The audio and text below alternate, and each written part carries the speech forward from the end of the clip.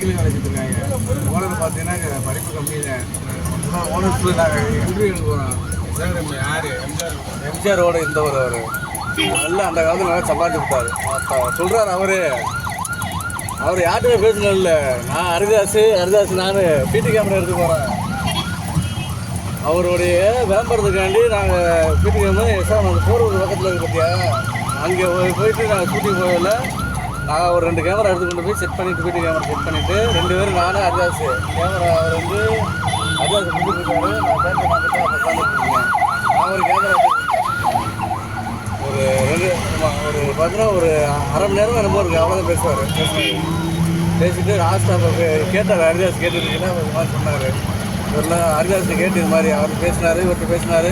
சொல்கிறார் இது மாதிரி எம்ஜிஆர் காலத்திலேயே அவர் எம்ஜிஆர் வந்து நல்லா வளர்ச்சி போட்டாரா அப்படின்னு சொன்னார்.